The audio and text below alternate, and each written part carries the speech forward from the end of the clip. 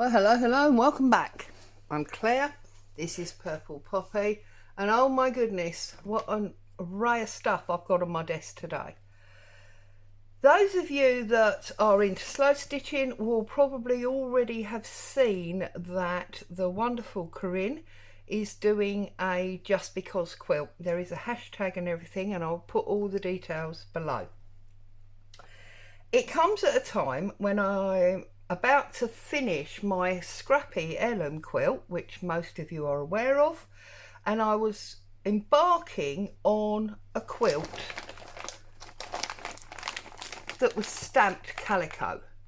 I love my stamps, I love drawn images on fabric, and I thought, you know what, that would be a way to go. And then hey presto, up pops this thing by Corinne. So obviously I have to join in, and I had already in my pile of goodies. Now I can't show you to you completely because this is 50 inches square. This is something that I made a long time ago from a jelly roll, a 2-inch jelly roll. And basically what you've got, as you can see here, is a number of 9 patches all joined together, and then the triangular gaps to square it off have got this cream and white spot. And I've been holding this top, meaning to get it quilted, there's all these threads here, and add a back to it for a good few years now, and I think, do you know what, now's the time. So it's already predetermined that my quilt is going to be 50 by 50. You can see that it's red, brown, purple and green, basically. Okay. It's summer and winter really, because we've got robins, which are a bit wintry. But then we've also got all of these flowers and bits and pieces running through it. So I'm going to move that out the way for a moment because obviously that's taking up the whole of the desk. So I've also got an old tablecloth. You've seen me use this before. So this is going to be my backing fabric. Now if you've seen Corinne's video, you'll know that she's working in blocks very much like I did my scrappy heirloom quilt, in that she's going to do all these blocks and she's having overhangs to connect to the next section and so on. Now I did notice that she has cut her batting to the block size, and she has invisible stitched her backing in the actual size to it. My concern with that is that I'm not the neatest stitcher in the world, and therefore if I've got my wadding already attached to my backing fabric, sorry, this is my backing, technically this is my backing fabric now, it's not a top anymore. So if I've got this as my backing fabric and I've got my wadding already invisibly stitched to it, when I then do my decorative pieces to go on the top, all the stitching on here is going to come through on here. I don't want that. Now obviously if you're a much neater stitcher than I am, you probably won't have that problem, and that will work for you. So you've seen the old top, which is now going to become the back. That's my wadding, pre-cut oversize to the 50-50. This is my old tablecloth, also overcut size 50-50. Okay, right. I have got here a pile of things that need to be included into my new top. I've thrifted these fabulous pieces. Look at this, we've got this guy using a very old-fashioned lawnmower. So he's going to be 1 block. I've got this probably 1950s lady walking her dog in the park. That will be another block. And then this one is absolutely massive. And this is this beautiful bandstand with trees and a lovely little dog. I don't know if I will embroider these or if I will leave them as black and white prints to tie in with my stamping. That's a decision that I'll make along the way. So before we go any further, we've already got our back because that was made, and I've got 3 of my blocks there. I've also got, where's it gone? Here, the wonderful tea towels from Corinne. Now this one is a complete panel for Christmas, so that one won't be involved.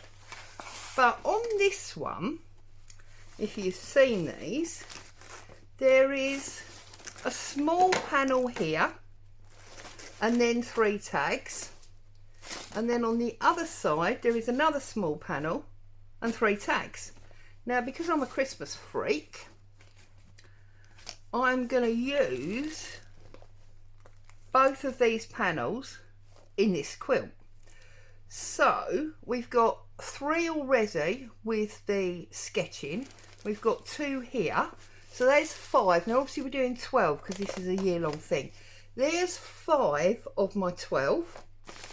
And I've got all of these. I'm not going to pull them all out. But I've got all of these thrifted fabrics, upcycled, whatever you want to call them. I've got laces. I've got this Country Diary one. I've got all sorts of thrifted fabrics that will go to make my other blocks. So before we start losing where we are, I've got the 3 printed panels. I've got 2 from Corinne, so that gives me 5 out of my 12.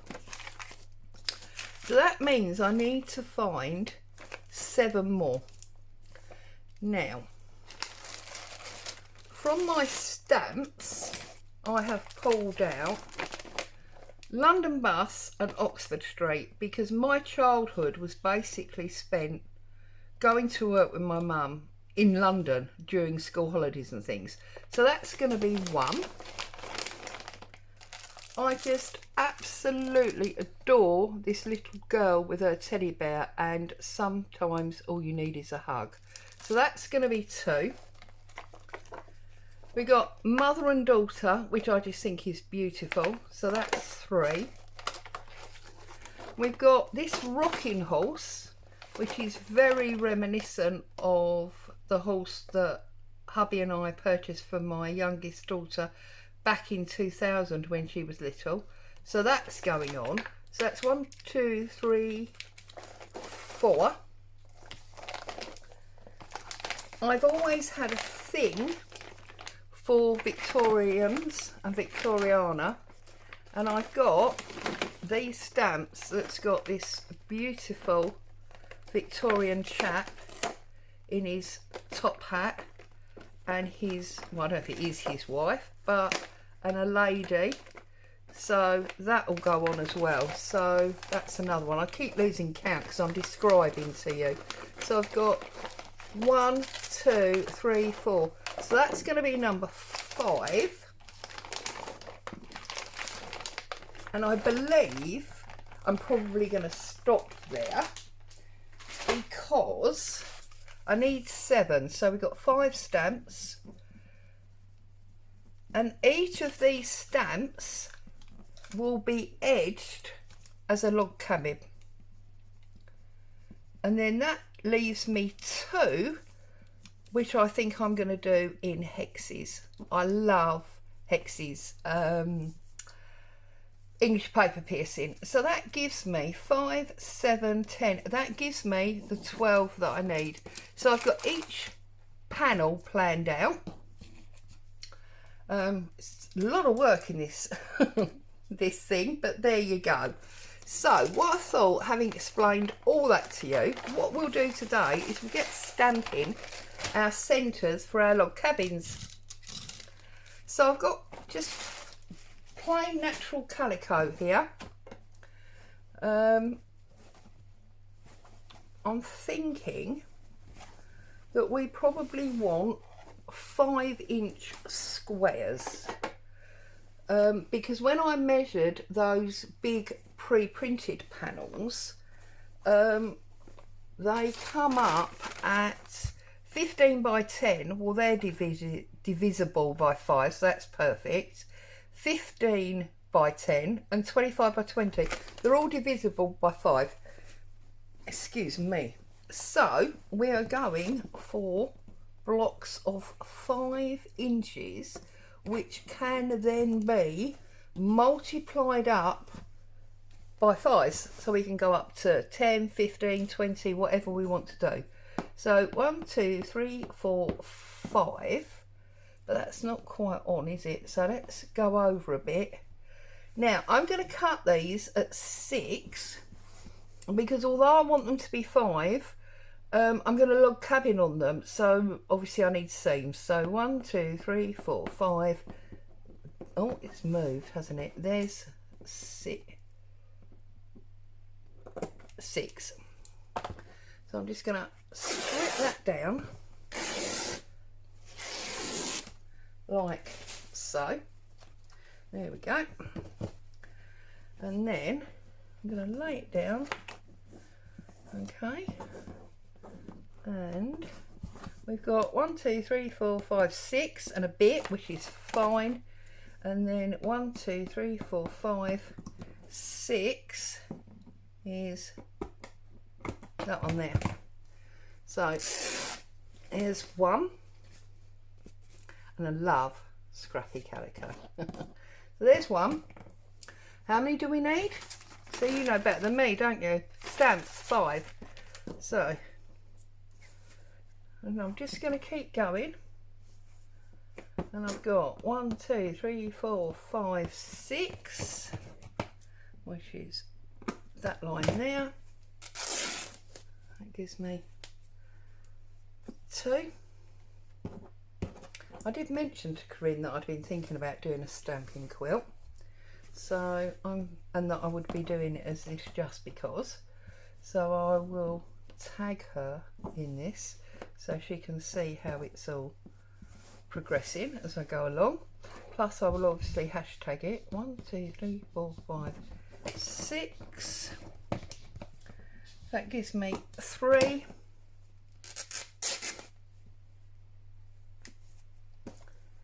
Two more to go, and then we can do some stamping. Now obviously if you want to join in with this, you can go and watch Corinne's original video and see exactly how she's doing it. 1, 2, 3, 4, 5, 6. I believe she's chosen to use Tim Holtz fabrics on the back and Rachel's ephemera printed fabrics on the top. But obviously you can use thrifted stuff, and she did mention, which I think is a brilliant idea, 1, 2, 3, 4, 5, 6, that obviously you could do a memory quilt if you've got somebody who's passed and you've got some of their clothes. You could make a memory quilt from their clothes, or indeed, you know, if you're like me and a grandparent and children are growing up, 1, 2, 3, 4, 5, you could use their clothes that are too small to make a different type of memory quilt. You can go, you know, charity shop thrifting and use all recycled fabrics. Whatever you want to use for it, it's your quilt. You can obviously use whatever you want. You can do it whatever sizes you want. Now, because of the colouring in the pre-made top, I've got red ink, green, purple and brown. That's what I'm going to be stamping with. Obviously you need waterproof inks that are not going to run Now I've got 4 colours and 5 squares.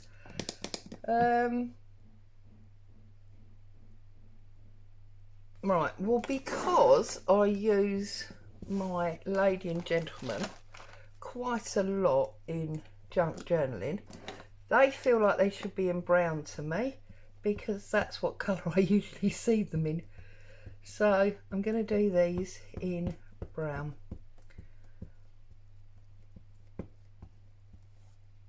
I'm going to bring in my wool ironing mat, just so that I've got a little bit of softness to stamp on. And I'm going to pop her there. Decision made. Going to give her a little rock, although I am told that you're not supposed to do that. And then I'm going to bring her up, and she's gorgeous, isn't she? And do exactly the same with my man.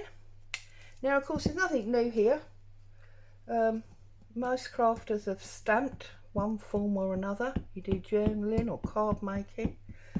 I just think it's going to be awesome to have a quilt that's got these. Now look, I've done them technically the wrong way around, because it looks like they've had an argument. So we give them a bit of space in the middle. They're not looking at each other, they're looking in opposite directions. There we go. So that's her and him. So I will then use this as if it was the red heart in the log cabin, and I'll go around, and obviously I can decide then, depending on where I'm putting it in my panel, as to whether it's going to go from 5 to 10 or to 15. I can decide that later on. That's my first one. That's the Victorian couple. They're dealt with, and that's my brown ink used. The rocking horse. Now, this rocking horse, the one that my daughter's got, that her children are now playing on, has got a bright red leather saddle.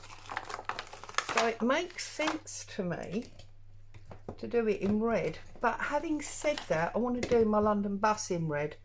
So I'm going to use the plum for this. So I don't know if I'm off screen, but I'm just inking up the stamp. You're not really missing anything. And the one that my daughter's got is a dapple grey. So the only real colour on it is that saddle.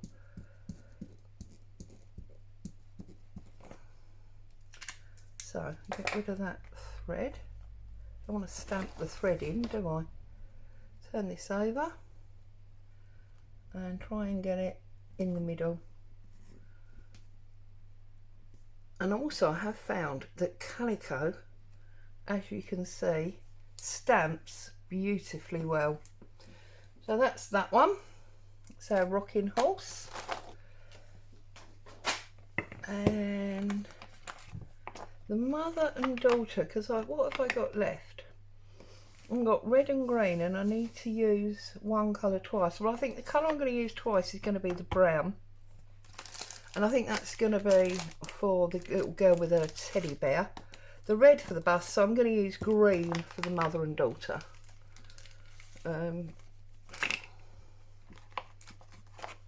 Because I am a mum of 2 daughters, so that makes sense to me. Don't have any boys, just 2 girls.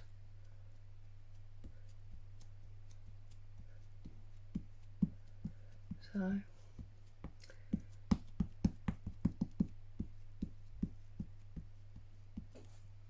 okay, and as you can see, I've got ink all over me, but hey ho.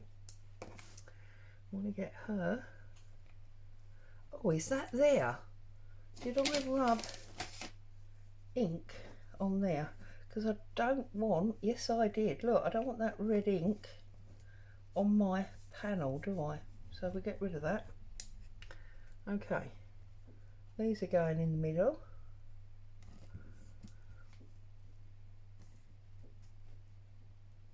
Might not be mum and daughter, might be sisters, aunt and niece. Ah, now that hasn't shown up very well at all. So I have to question now if that's the ink, because this stamp works very well. I know it does. Ah, okay, so well, I do want green in there because I've got green in the quilt, haven't I? Now I'm not going to try and overstamp because I know that's not something I'm good at.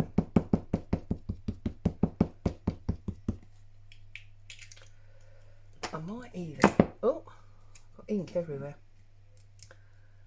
I say I'm not going to overstamp. I can't see to overstamp anyway, but let's just try. I can always tear another one out. Yeah, that green is not working for me.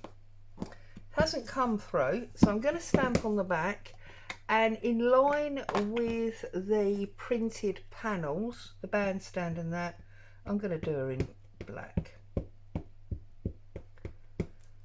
I wasn't going to use black, but hey ho, I'm going to use black.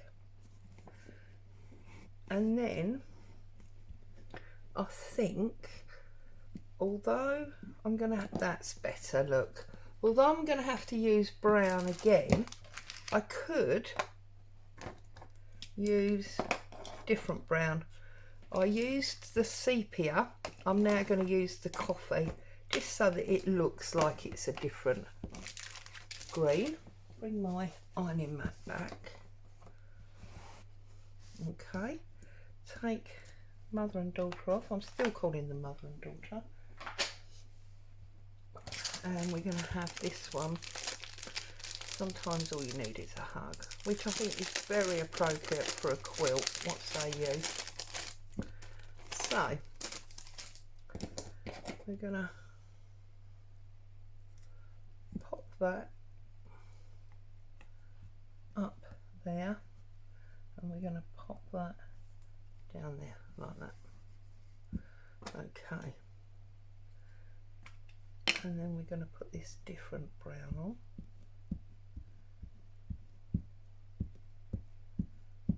These beautiful stamps are by, I've got another one somewhere, they're by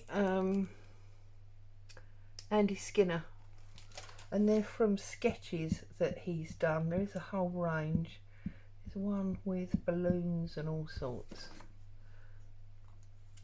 And Girls on a Swing, I've got Girls on a Swing somewhere. That's the one that I used for my jacket.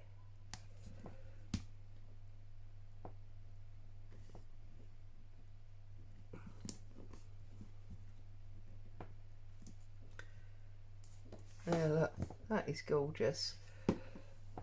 And then the very last one is going to be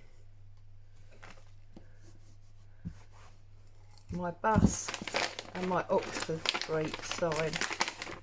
So I've got my London bus, I want to the bottom, I think, and then I'm going to put my Oxford Street sign to the top like that. And this I'm using this cherry red StazOd ink for. Oh, someone's banging and crashing doors next door. Okay, and then this is going to go there.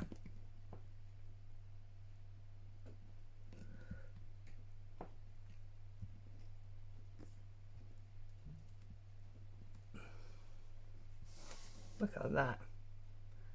That's beautiful. So we've got our pre-made back. We've got 5 stamped panels. They're all in slightly different colours, but they're all going to work with that top. We've got the Christmas panels for Corinne, so this will be obviously November and December, and we've got the 3 printed panels. So there you go, there's each month planned. We're starting in August, so also I think what I'm going to do is, yeah, anyway, I don't know. We're starting in August. I think it's most appropriate to start with this lady walking her dog. So I'm going to square this up properly, work out what size it is, and then we'll take it up to the next size in our multiples of 5. So if I lay it on my mat, I don't think it's straight anywhere really. So I think the first thing I'm going to do is take my ruler, and I'm going to get it so that I've got each area over a line. This is a very long quilting ruler. I need to clear a bit of desk space. So if I line this up on this line here, like so, I can take my rotary cutter and no, oh, see, don't move. You really need to stand up for this, Claire, you know you do. For some reason it's not something. Let's do it the other way around so I can cut from the other side.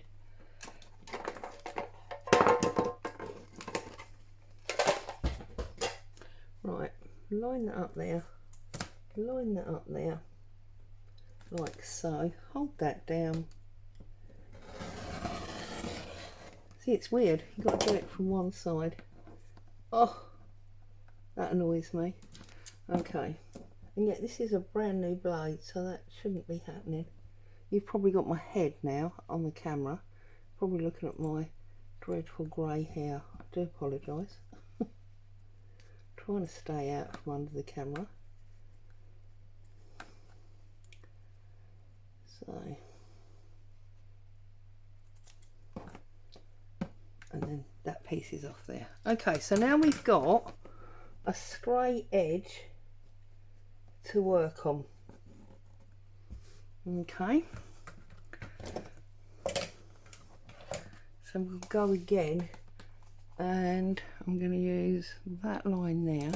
Try not to bang my head on the camera as I stay out from underneath. And did that come? No. Before I move the ruler, let's do it again. There you go.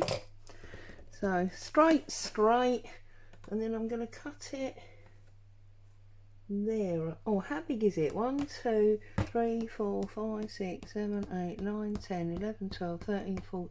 Yeah, I want to cut it short, so I'm going to cut it on that line there.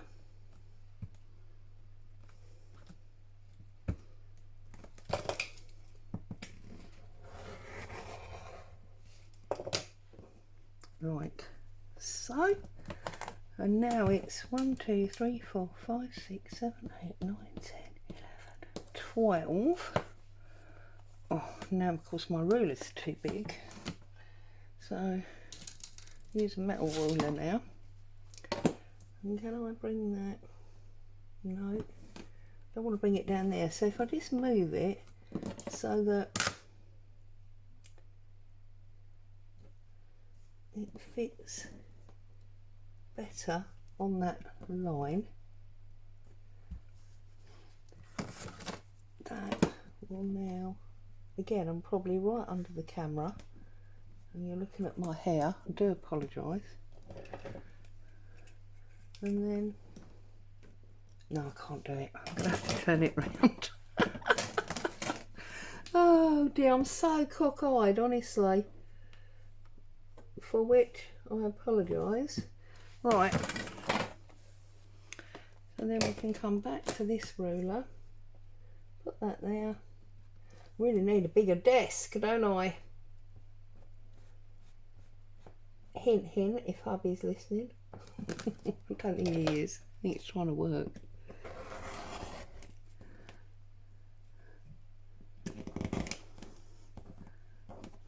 Right. Put the blade away so you don't cut yourself. So now I've got a beautiful even rectangle. Get rid of all that. I did have till that piece came off. To start my very first panel with. So my first panel is obviously going to be, let's measure it rather than move it again. It's 7 inches, so I can go to 10. So it gives me 1.5 inches on each side. And it's 11.5 inches, so I can go to 15. So I can easily build that up to be a 10 by 15. So if we imagine our quilt to be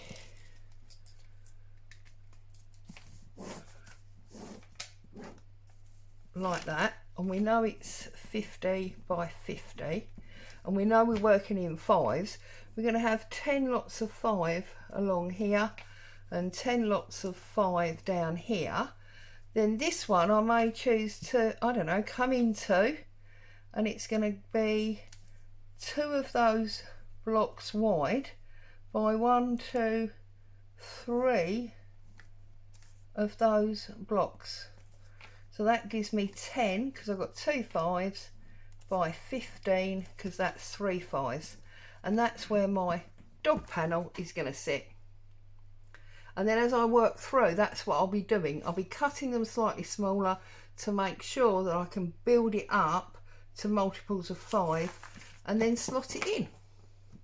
And of course these, although they're 6s because we wanted a seam, these are already 5 by 5. So we'll build these automatically to 10 by 10. So then we could come, there's 10, look. So just come down there. So then that first stamped one, there's the stamping, well, sort of, pretend. There's the log cabin going around it, and that'll become 10 by 10. And then I might do one of my hexy ones here. And that's how I will gradually build it up. So I hope you haven't got a headache. I hope that makes sense. I hope you found some joy, some inspiration. You want to go and rummage through what you've got. And if you're a stitcher, you should have all of this buried in your craft room somewhere. No need to spend any money. Just break out needle, thread, cutter and start a Just Because quilt. As always, a huge thank you for you coming along and spending time with me today. Hope you found some joy and inspiration. Stay safe. I'll see you very soon. Ta-ta for now.